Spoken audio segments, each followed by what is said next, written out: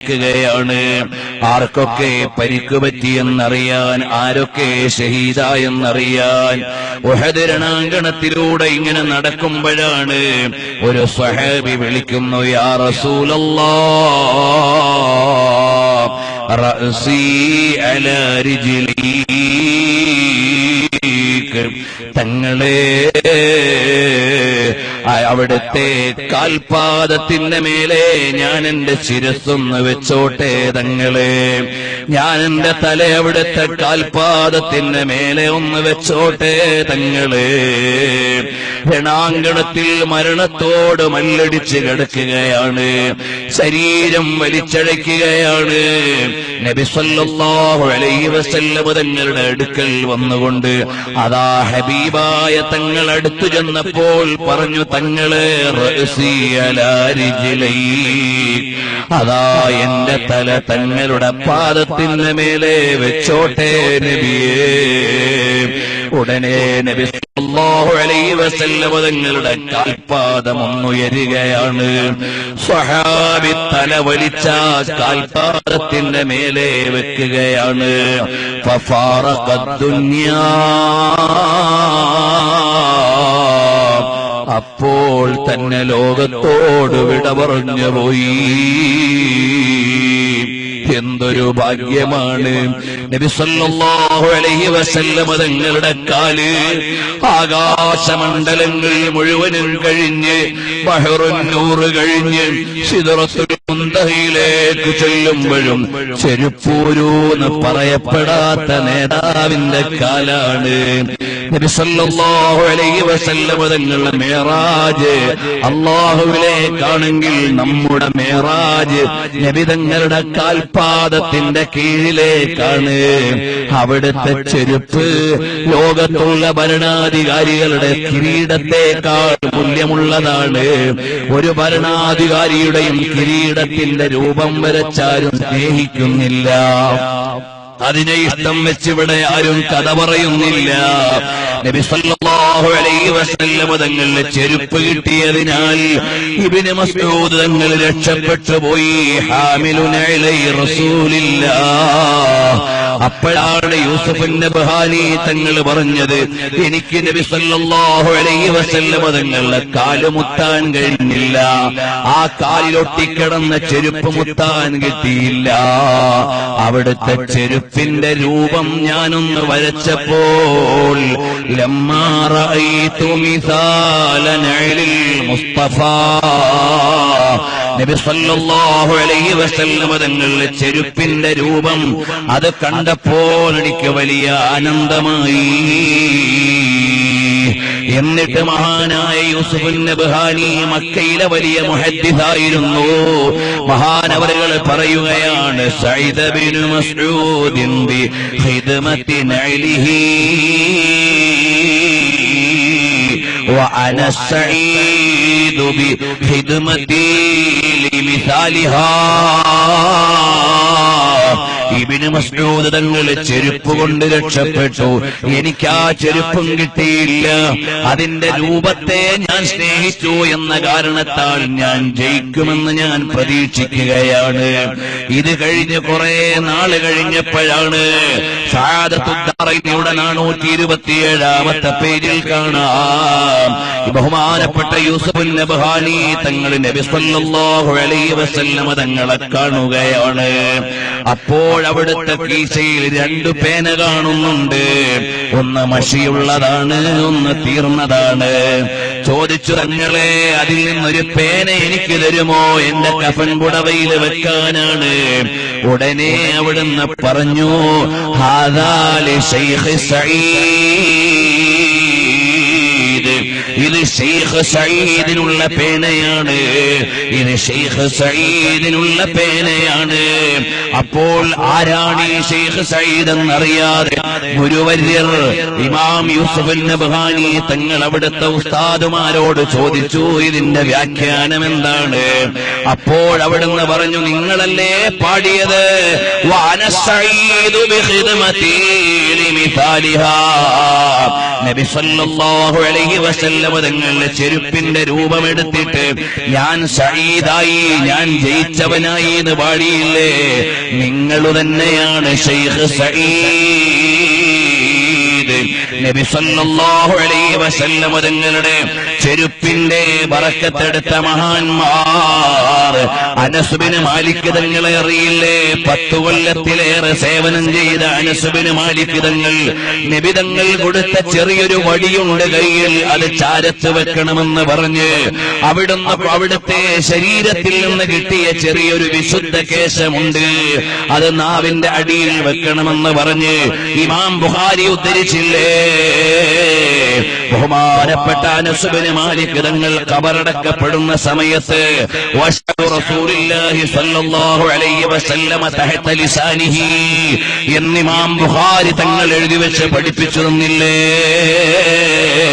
Anas bin Malik തങ്ങൾ പറഞ്ഞതെന്താണ്? നാളെ പരലോകത്ത് ചെല്ലുമ്പോ ഞാൻ ഓടിച്ചെല്ലും നബി സല്ലല്ലാഹു അലൈഹി വസല്ലമ തങ്ങളുടെ അടുക്കൽ, എന്നിട്ട് പറയും, യാ റസൂലല്ലാഹ് അന ഖുവൈദിമുക ഉനൈസ്, ഞാൻ തങ്ങൾക്ക് സേവനം ചെയ്ത കൊച്ചു സേവകനായ കുഞ്ഞനസാണ് നബിയേ എന്ന് പറഞ്ഞിട്ടല്ലേ അനസ് ബിൻ മാലിക് തങ്ങളെ യാത്രയായത്? അതാഗ്രഹിച്ചിട്ടല്ലേ അബ്ദുല്ലാഹി ഇബ്നു മസ്ഊദ് തങ്ങളെ പോയത്? പ്രിയമുള്ളവരെ, നബി സല്ലല്ലാഹു അലൈഹി വസല്ലം തങ്ങളുടെ പേരിൽ നന്നായി സ്വലാത്ത് ചൊല്ലണം, അവിടുത്തെ മദ്ഹ് നന്നായി ചൊല്ലണം, അവിടുത്തോട് വലിയ മഹബത്ത് വെക്കണം. ഞാനൊന്ന് ആലോചിച്ചു പോയി, നാളെ നബി സല്ലല്ലാഹു അലൈഹി വസല്ലം തങ്ങളുടെ അടുക്കൽ എത്താൻ എന്താണ് ഒരാഗ്രഹം, ഒരു മാർഗമുള്ളത്? നബി സല്ലല്ലാഹു അലൈഹി വസല്ലം തങ്ങൾക്ക് ഒരു ഗ്ലാസ് വെള്ളം കൊണ്ട് കൊടുക്കാൻ അവസരം കിട്ടുമോ? അപ്പോഴാണ് ആലോചിച്ചത്, റബീഅത്ത് ബിൻ കഅബ് അസ്ലമി റളിയല്ലാഹു അൻഹു നബി തങ്ങളുടെ അടുക്കൽ നിന്ന് മാറിത്തരൂലല്ലോ, പിന്നെ ഞാൻ എന്തു ചെയ്യാനാണ്? അല്ല, അവിടുത്തേക്കുള്ള വിരിപ്പുകൾ ഒന്നുകൊണ്ട് കൊടുക്കാൻ പറ്റുമോ? അപ്പോഴാണ് ആലോചിച്ചു പോയത്, അബൂ ഹുറൈറ റളിയല്ലാഹു അൻഹു വിട്ടുതരൂലല്ലോ. നബി സല്ലല്ലാഹു അലൈഹി വസല്ലം തങ്ങളുടെ വാതിൽക്കൽ നിന്നുകൊണ്ട് വരുന്നവരെ ഒന്ന് വിളിക്കാൻ ഇല്ല, ബിലാൽ ഇബ്നു റബാഹ് തങ്ങൾ മാറിത്തരൂലല്ലോ. അവിടുത്തെ അടുത്തൊന്ന് ചെന്നു നിൽക്കാൻ സിദ്ദീഖുൽ അക്ബർ തങ്ങൾ മാറിത്തരൂലല്ലോ. അവിടുത്തെ പ്രകീർത്തനമൊന്ന് പാടാൻ ഹസ്സാൻ ഇബ്നു സാബിത്ത് തങ്ങളും ഇമാം ബുസീരി തങ്ങളും അടക്കമുള്ളവരവിടെ നിൽക്കുകയല്ലേ? അങ്ങനെ മുത്തുനബി തങ്ങളുടെ അടുത്ത് ചെല്ലാൻ വല്ല വഴിയുമുണ്ടോന്ന് നോക്കുമ്പോ എല്ലാ വഴിയിലും ലക്ഷോപലക്ഷങ്ങളാണ്. അവിടുത്തെ അടുത്തേക്ക് ചെല്ലാൻ ഒരർഹതയും കാണുന്നില്ല, ഒരു യോഗ്യതയും അറിയുന്നില്ല. അവസാനം ഒരാഗ്രഹമുള്ളത്, ഹബീബായ സല്ലല്ലാഹു അലൈഹി വസല്ലം തങ്ങൾ ലിവാഉൽ ഹംദുമായി സ്വർഗ്ഗം തുറക്കാൻ പോകുന്ന നേരത്ത് ഹബീബായ തങ്ങൾ പോകുന്ന വഴിയിൽ എവിടെയെങ്കിലും സാധുക്കളായ നമ്മെ ഒന്ന് കിടത്തി കിട്ടിയാൽ നബി സല്ലല്ലാഹു അലൈഹി വസല്ലം തങ്ങളുടെ കാലുകൊണ്ട് ഒന്ന് തട്ടി കിട്ടിയാൽ കൂടെയുള്ള സിദ്ദീഖുൽ അക്ബർ തങ്ങളത് പിന്നോട്ട് തട്ടൂല, ഉമറുൽ ഫാറൂഖ് തങ്ങള് പിന്നോട്ട് തട്ടൂല. അങ്ങനെ എല്ലാവരും സ്വർഗത്തിലേക്ക് നടന്നു പോകുന്ന വഴിയിൽ കിടന്ന് സിദ്ദീഖുൽ അക്ബർ തങ്ങളുടെ കാലുകൊണ്ടൊരു തട്ട് കിട്ടി. ഉമറുൽ ഫാറൂഖ് തങ്ങളൊന്ന് തട്ടിയിട്ട് അല്പം മുന്നോട്ട് നീങ്ങി. അങ്ങനെ എല്ലാ സ്വഹാബിമാരും നടന്നു നീങ്ങി. അവരുടെ കാൽക്കലെല്ലാം തട്ടി തട്ടി തട്ടി അല്പം മുന്നോട്ട് നീങ്ങി. ഇമാമീങ്ങൾ നാലും വലിയ മഹബത്തിന്റെ കേന്ദ്രങ്ങളാണ്. അവരുടെ കാലുകൊണ്ടെങ്കിലും ഒരു തട്ട് കിട്ടി നീങ്ങി. അങ്ങനെ അവസാനം ഉമറുൽ ഖാദി തങ്ങളും മുദ്ദാഹി ത്വാഹ ലാഹിഖാ അവരെല്ലാം ചേർന്നു കഴിയുമ്പോൾ അവരുടെ കാലിൽ പറ്റിയിട്ടെങ്കിലും അവരുടെ കാലുകൊണ്ട് തട്ടിക്കിട്ടിയിട്ടെങ്കിലും ഹബീബായ നബി സല്ലല്ലാഹു അലൈഹി വസല്ലം തങ്ങളുള്ള പറുദീസയുടെ ലോകത്ത് സ്വർഗത്തിന്റെ അകത്തളത്തിൽ ഹബീബായ തങ്ങളെ കാണാവുന്നൊരു നിലക്ക് അവിടുത്തെ അബ്ഹാമിനൽ ഖമരിത്താം അതാ എന്തൊരു ശോഭയാണ്, അവിടുത്തെ മുഖത്തിനെന്തൊരു കാന്തിയാണ് മോനെ. റസൂലുള്ളാഹി തങ്ങളെ കണ്ടവന് ലോകത്ത് വേറെ ഒരു കാഴ്ചയും സൗന്ദര്യമുള്ളതല്ല. ഹബീബായ തങ്ങളെ കണ്ടവർക്ക് ലോകത്ത് വേറെ ഒരു കാഴ്ചയും സൗന്ദര്യമുള്ളതല്ല.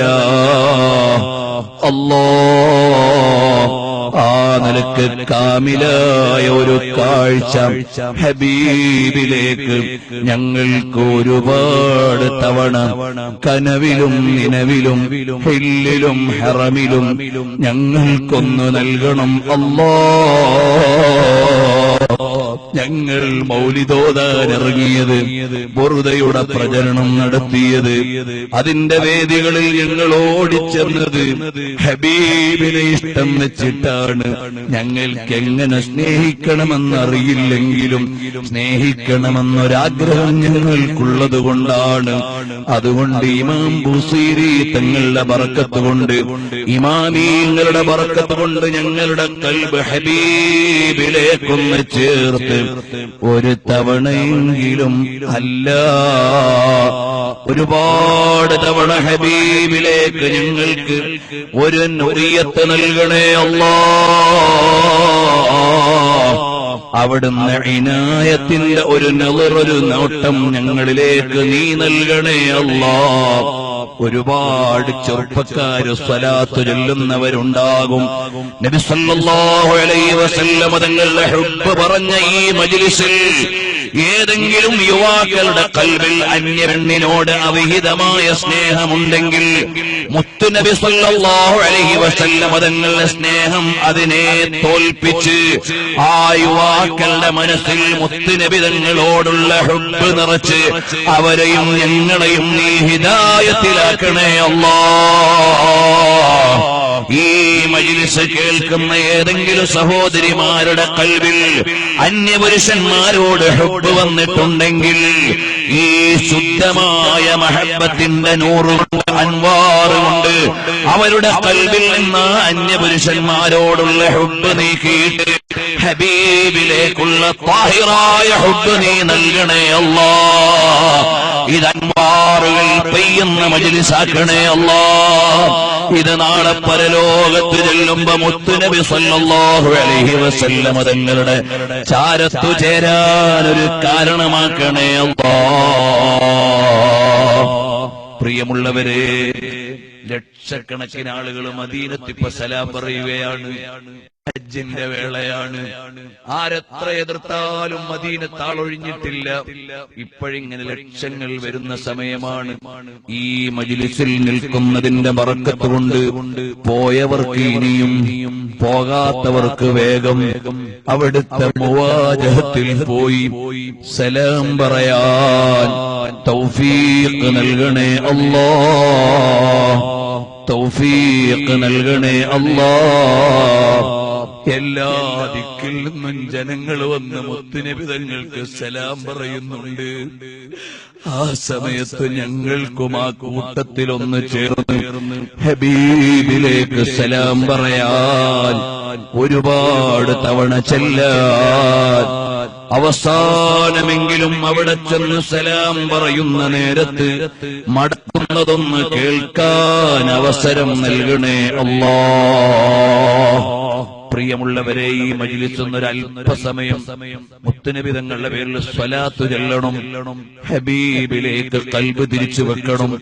അതിനിടയിൽ ആരും ഫോൺ അറ്റൻഡ് ചെയ്യാനോ മറ്റു കാര്യങ്ങളിൽ ശ്രദ്ധിക്കാനോ സമയം കളയാതെ ഈ നല്ല ഒരു രാത്രിയിൽ ഇത്രയേറെ മുഅ്മിനീങ്ങൾ കൂടി ഈ മജ്ലിസിൽ ഇവിടെ വെച്ച് നമുക്ക് മുത്തുനബി തങ്ങളോടുള്ള ഹുബ്ബ് ചോദിക്കണം, അല്ലാഹുവോട് ചോദിക്കണം, ഹബീബിലേക്ക് ചേരണം. ഇത് വെറുതെ ആകരുത്. ഞാൻ വഅദ് പറയാൻ അർഹനല്ല, ഹസൻ ബസരി തങ്ങൾ ചെയ്ത പണി ചെയ്യാൻ ഞാനൊന്നിനും അർഹനല്ല. ശൈഖ് അബ്ദുൽ ഖാദിർ ജീലാനി തങ്ങൾ ചെയ്ത അമലാണ് വഅദ് പറയൽ. അവരുടെ ചെരുപ്പിന്റെ അടിയിലെ മണ്ണാകാനും വിലയില്ലാത്ത ഞങ്ങൾ വഅദ് പറയാൻ അർഹരല്ല. അഹ്മദുൽ കബീർ തങ്ങൾ ചെയ്ത അമലാണ് വഅദ് പറയൽ. അവര് വലിയ ശുദ്ധിയുള്ള വ്യക്തിത്വങ്ങളാണ്, അവരുടെ വഅദാണ്. ഞങ്ങൾക്കത് പറയാൻ അർഹതയില്ല.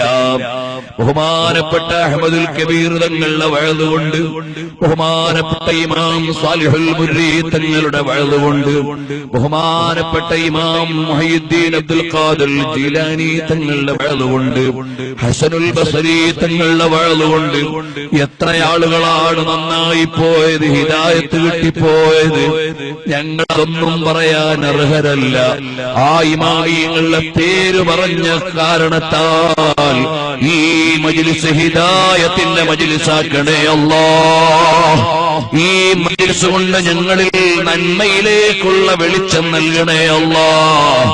ഈ കൂടിയതിൽ വല്ല ചെറുപ്പക്കാരും മദ്യം നുണഞ്ഞവരുണ്ടെങ്കിൽ ഇനി അതിലേക്ക് അടുപ്പിക്കല്ലേ അല്ലാഹ്. വല്ല തെറ്റിലും കുടുങ്ങിയവരുണ്ടെങ്കിൽ സലാമത്ത് നൽകണേ അല്ലാഹ്. സാധുക്കളായ ഞങ്ങളെ ഈ കൂടിയ മുഅ്മിനീങ്ങളുടെ ബറക്കത്ത് കൊണ്ട് നന്നാക്കി തരണേ അല്ലാഹ്. എല്ലാവരും നല്ല ഇഖ്ലാസോടെ സ്വലാത്ത് ചൊല്ലണം. അവസാനം അല്ലാഹുവിനോട് യാ ലത്തീഫ് ചൊല്ലിയിട്ടൊന്ന് ദുആ ചെയ്യണം. ദുആ കഴിയാതെ ആരും പിരിയരുത്. ദുആ റബ്ബിനോടുള്ള ചോദ്യമാണ്. അദ്ദുആഉ ഹുവൽ ഇബാദ. ദുആ അല്ലേ ഇബാദത്തിന്റെ പ്രധാന ഭാഗം. അപ്പൊ റബ്ബിനോട് ചോദിക്കുകയാണ്. നമ്മുടെ റബ്ബിനൊരു പ്രത്യേകതയുണ്ട്, അഥവാ അല്ലാഹുവിനെ ചോദിക്കും തോറും അവന് ഇഷ്ടമാണ്. പിന്നെ ഏറ്റവും വലിയ പ്രത്യേകത എന്താണ്? അവന് മാത്രമേ തരാൻ അധികാരമുള്ളൂ, അവന് മാത്രമേ തരാൻ ഉടമസ്ഥതയുള്ളൂ. അവൻ ഔദാര്യവാനാണ്. അല്ല ഇല്ലെന്ന് പറയുന്നവർക്കും ശ്വാസം കൊടുത്തത് അവൻ തന്നെയാണ്. അപ്പോഴെത്ര വലിയ ഔദാര്യവാനാണ്. അപ്പോൾ അവനോട് കേഴുകയാണ്. അല്ലാ, ഞങ്ങളുടെ ഈ മജ്ലിസ് ഇജാബത്തുള്ള മജ്ലിസാക്കണേ അല്ലാ. اللهم صل على محمد يا ربي صل عليه وسلم. اللهم صل على محمد يا ربي صل عليه وسلم.